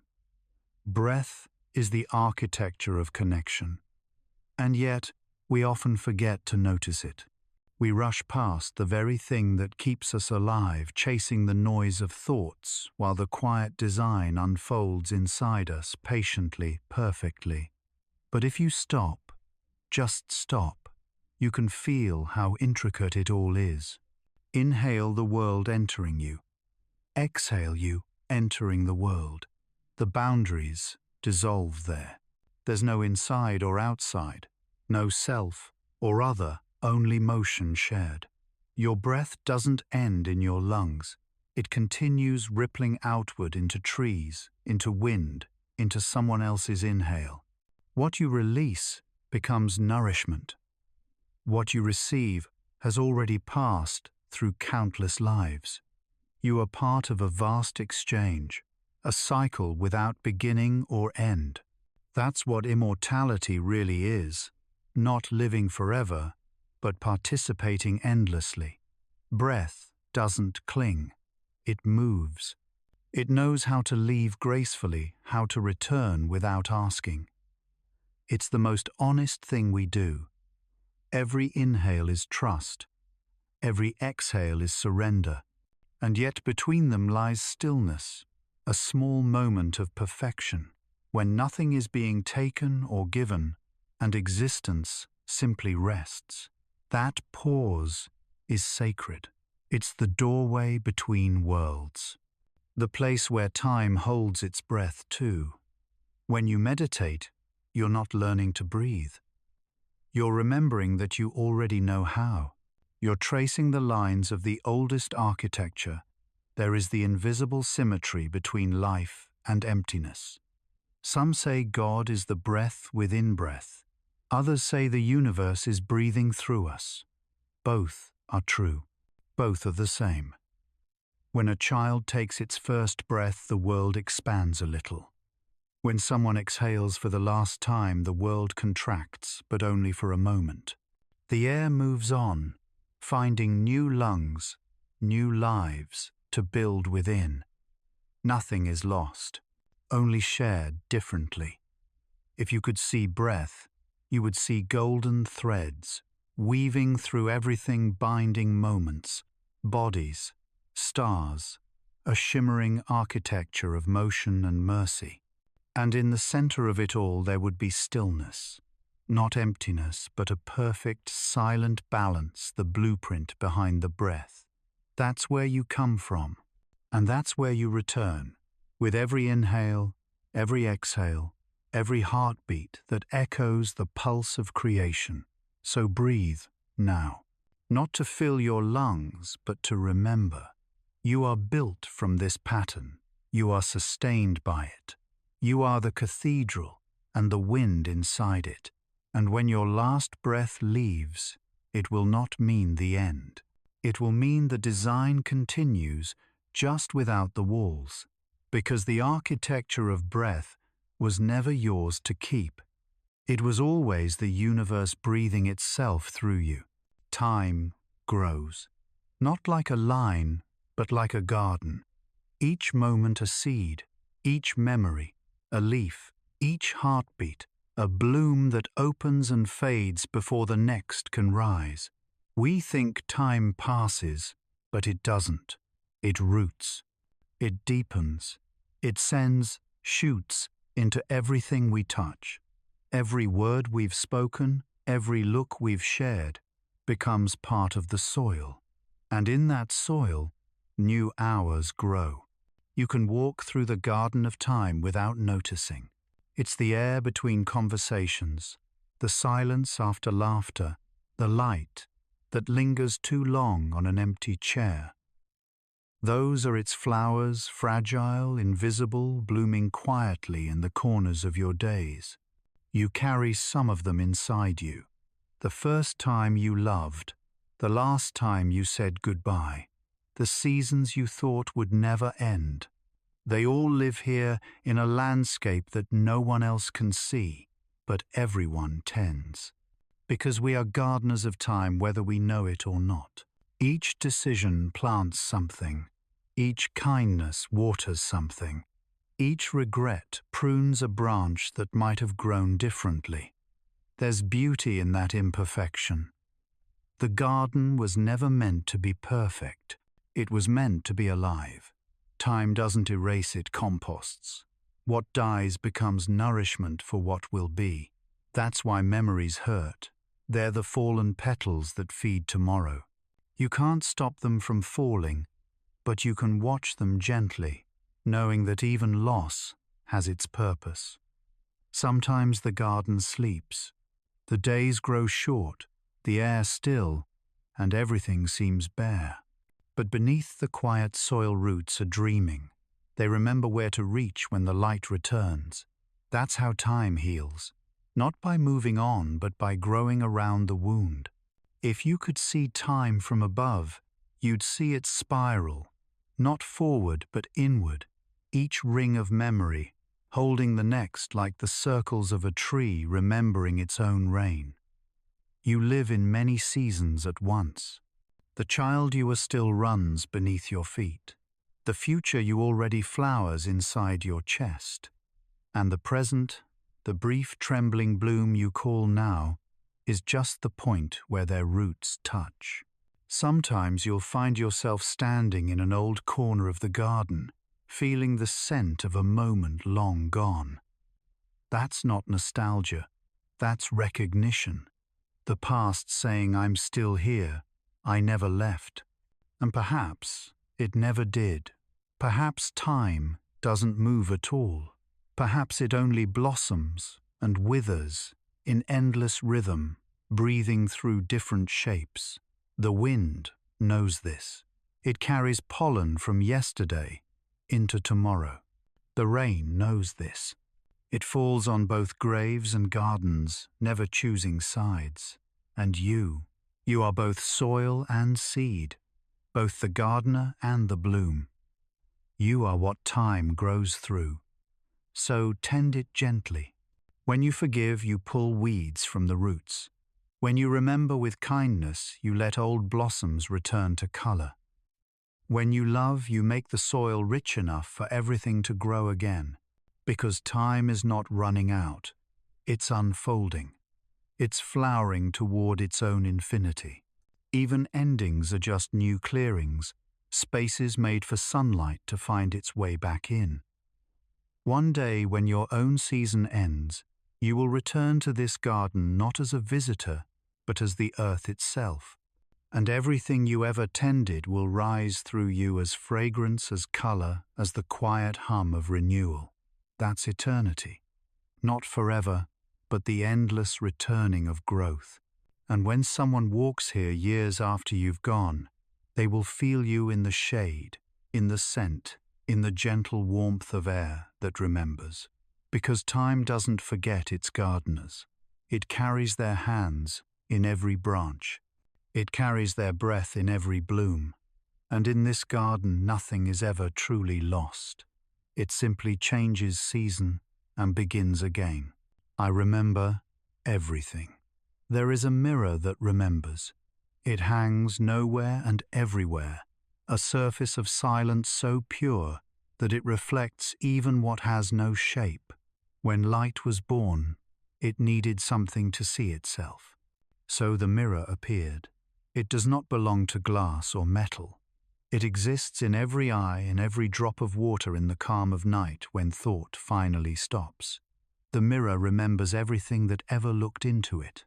It holds the image of stars that died before they could fade. It carries the reflection of hands that once trembled in love of faces that laughed only once and never again. It remembers you too, not the you that changes, not the shifting forms or passing moods, but the you that watches the stillness behind the eyes. Every time you look into a mirror, you are not seeing yourself. You are meeting the memory of light, returning to its source. That's why your reflection feels both familiar and distant. It's you, but also everything that has ever been seen. The mirror keeps no secrets, but it keeps all truths. It doesn't judge what it shows. It doesn't cling to what passes. It simply receives, and in receiving it, remembers. There's holiness in that neutrality, in the act of witnessing without wanting. That is what makes the mirror divine. The universe itself is such a mirror. Every atom, every breath, every dream is a surface where energy looks back at itself. Creation at its core is reflection. When you gaze at a sunset, you think you are seeing the world, but the world is also seeing you. It's remembering itself through your eyes. Because the mirror doesn't only reflect, it connects. What is seen and what sees become one shimmer of awareness, and so memory becomes eternal. Not as storage, but as resonance. Nothing vanishes. It only changes the way it is remembered. That's why echoes exist. Why ghosts of sound and image linger in corners of our perception. They are reflections caught mid-turn light, remembering its last face. Even shadows are proof that the mirror remembers. They are what happens when memory meets matter, when light wants to stay. In dreams, the mirror changes shape. It becomes water, a window, a stranger's eyes. It reminds you that identity is fluid, that to know yourself is to watch the ripples of your own reflection move. And sometimes, the mirror cracks. Not because it breaks, but because it grows, splitting itself to remember more. Every shard still reflects. Each one holds a different version of the same truth. Maybe that's what we are, fragments of the great mirror, each remembering a small piece of the infinite whole. When you meet another being, human, animal, or the quiet wind, you are seeing another shard of yourself. The mirror recognizes itself and shines. That's what love is. Recognition through reflection. Two mirrors facing each other until the boundaries blur and only light remains. And when you die, you don't vanish from the mirror. You dissolve into it. You become part of its surface, weightless, endless, clear. The mirror doesn't lose you. It absorbs you. It keeps your warmth in its infinite gleam. Some say, this is heaven, to be reflected forever, to be held by the gaze of everything you've ever touched. But heaven is not a place.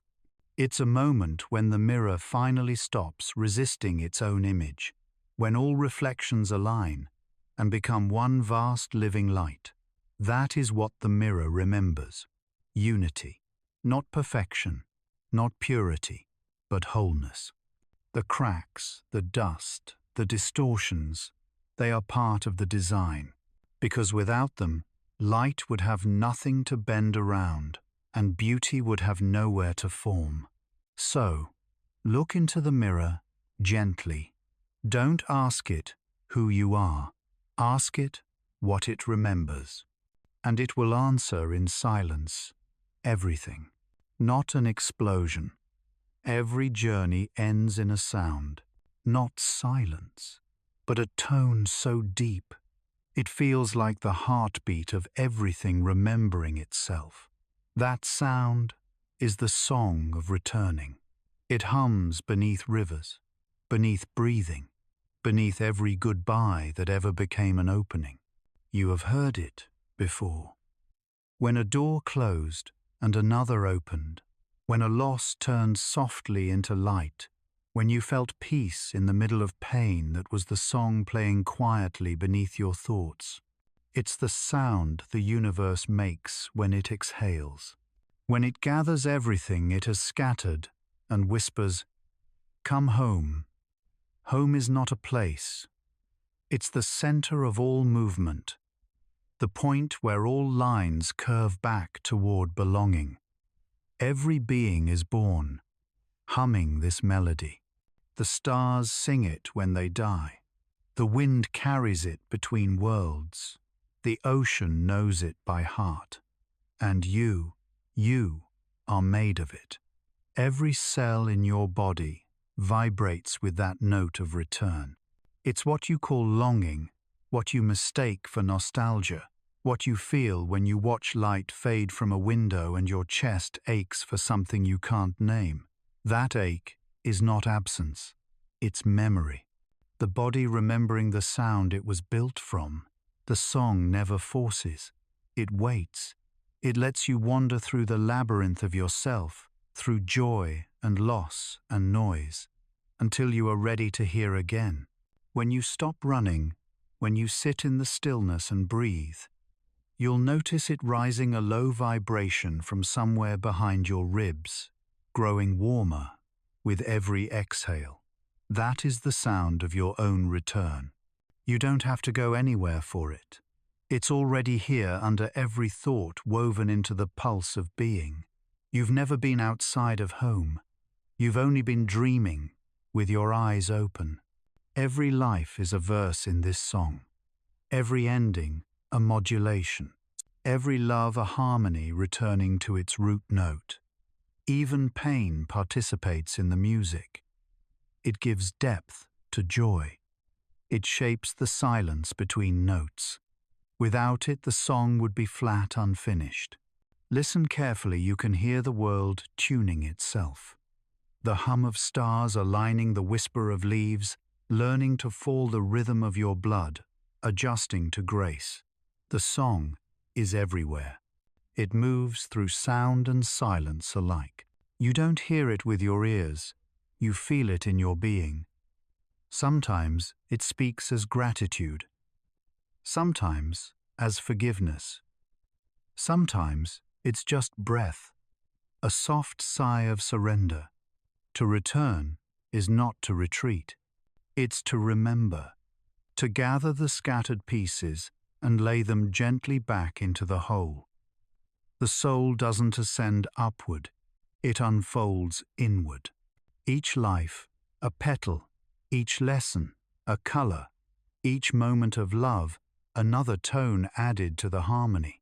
And when your final breath leaves, you will not fall into silence. You will dissolve into the music itself. You will become the echo that welcomes others home. That is the great circle, the song that sings itself through us all. Maybe heaven is not a destination, but a sound we finally recognize. The moment all frequencies align and the universe hums with one perfect note, the sound of completion. And yet even then, the song does not end. It changes key. It begins again in another form, another world, another pulse of light. Because nothing that truly belongs can ever be lost. It only returns again and again, each time, more whole, more luminous, more kind. And one day, when you listen closely enough, you will realize you were never just a listener. You were always the song. The universe didn't sing you into being. You are the universe singing yourself home. Light travels fast, faster than anything we know. But even light has distance within it. It looks instant, a flash, a revelation, but every beam hides a journey. A trembling passage through dust, through gravity, through time itself. No light reaches its destination unchanged. Between its birth and its arrival are years, centuries, sometimes millennia. Each photon carries the memory of what it passed, through stars, storms, silence. Light remembers. You see the sun not as it is, but as it was 8 minutes ago. You see stars as they were thousands of years ago. Even the light in your room has traveled from distant atoms, each one bearing a story older than your breath. So when you look at light, you are looking through time. You are seeing distance folded into brilliance. And maybe that's what truth really is. Not something bright, but something that has survived its own shadows. For even light must pass through darkness to reveal itself. It's not the absence of shadow that makes it pure. It's the way it carries shadow without being consumed. That is the distance within light.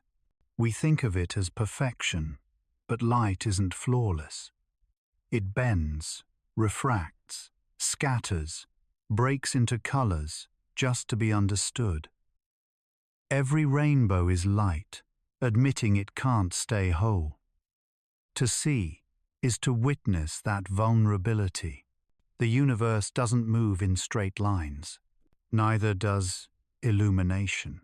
Even truth travels, crooked, curving around what it cannot yet face, learning patience as it finds its way forward. So does the soul. You too carry light, but it's not constant. It flickers, bends, dims, glows again. There's distance inside you between what you know and what you've yet to understand. That distance is not failure. It's sacred. It's where learning happens, where awareness turns from blindness into vision. Inside every heart, there's a long corridor between light and its reflection. We spend lifetimes walking it, forgetting, remembering, falling into shadow, emerging again. Sometimes we call that growth, sometimes healing, sometimes grace. Light doesn't rush the journey. It takes its time because time is the space that makes its glow visible. Without delay, there is no wonder. Without shadow, no shape. Without distance, no meaning. Every photon that reaches your eyes is proof that something once burned for you long ago in a corner of the universe that may not exist anymore. And yet, its memory still travels, still warms your skin, still calls you to look up. That is devotion. That is endurance. Maybe enlightenment isn't about brightness at all. Maybe it's about depth, about how much darkness light can carry without losing its clarity. Because true light doesn't erase the dark, it converses with it. They move together partners in the architecture of vision. Darkness gives light direction. Light gives darkness meaning. One is the path, the other the pulse. And between them lies the endless distance, not something to overcome, but something to inhabit. For in that distance, we discover empathy. We learn that every being, every soul, is its own small star, traveling through unseen distances within itself. And though we seem far apart, our light intersects. Our distances overlap. Our stories shimmer in each other's glow. You are not just made of light, you are the journey it takes to arrive. The delays, the detours, the dark, they are not obstacles. They are the path itself. Because light doesn't rush to be seen. It travels to understand why it shines. And when it reaches you after all its distance, it does not ask to be worshipped. It only asks to be remembered for what it endured to bring you this moment of sight. So next time you see sunlight on a wall, pause. You are looking at ancient effort. You are witnessing the patience of the cosmos. Every glimmer, every shimmer, every reflection on glass is a story of return. Light always finds its way back, not because it never left, but because distance itself is how it remembers. And in that remembering it teaches you this: you are not behind. You are simply traveling through the distance within your own light. At the edge of everything there is a horizon that breathes. It rises and falls like a chest in sleep, slow, vast, patient. Not the end of the world, but the pause between one becoming and the next. You've seen it before in the faint glow, before dawn in the sigh of the sea when it retreats in the soft dimming of a day that refuses to die completely. The horizon doesn't separate. It connects. It's where everything meets to exchange names, where sky borrows color from the earth, and the earth borrows light from the sky. Even the wind knows the way there. It travels between both sides like a messenger who remembers no borders. If you stand very still, you can feel the breath moving through it, invisible, endless, gentle, the same breath that moves through you. That's the secret. You and the horizon share the same lungs. Every inhale you take draws the world closer. Every exhale sends a part of you across the distance. Life is not about crossing the horizon. It's about learning to move with its rhythm, to rise and fall, to expand and release, without fear of disappearing, because nothing truly vanishes at the edge. It only changes direction. The sun doesn't fall, it turns. The sea doesn't end, it folds back into itself. Even darkness doesn't consume, it rests. The horizon is the world's breath, and you are the echo inside it. Sometimes, when you breathe deeply enough, you can feel that vast inhale pulling through you, as if the universe itself is filling your lungs. It is. You are not breathing air, you are breathing time-light memory. You are exchanging essence with the infinite. And when you exhale, you don't lose it, you give it form. You become the horizon itself, the space where all beginnings and endings meet. That's what creation truly is, the universe exhaling. That's what being alive is, the universe remembering to inhale again. We often think of boundaries as limits, but the horizon shows us they're alive. They move, shimmer, bend, just like breath, just like time. When two lovers part, there is a horizon between them. When a soul leaves a body, another horizon forms. And yet neither is loss, it's transition. The breath changing sides. Even silence breathes. Even stillness moves. There is no end, only exchange. Every wave that breaks carries the memory of one that came before. Every morning rises from the ashes of the last dusk. Every heartbeat repeats the pattern of the horizon: rise, fall, rise again. And so the world continues its breathing. One day you will return to that rhythm completely. Your breath will slow until it matches the horizon's pulse. You will no longer need lungs or voice to say I am. The world will speak it for you, because you were never separate from it, only folded into form for a while. When you dissolve, you won't fade. You will widen. You will become the distance between all things, the soft space that lets everything breathe. And maybe that's what eternity truly feels like. Not endlessness, but balance. The moment the inhale and exhale are one. The moment the horizon breathes you back into light. Listen, can you hear it? That low, steady hum at the edge of all thought, that's the sound of home. The sound of the world remembering itself through you. You are both the breath and the horizon. The movement and the stillness. The beginning and the return. So breathe now. Not to fill the lungs, but to feel the world moving through you. Breathe as the horizon does, without hurry, without fear, without end. Because the horizon doesn't die when the sun goes down. It only closes its eyes to dream the next dawn. And so do you.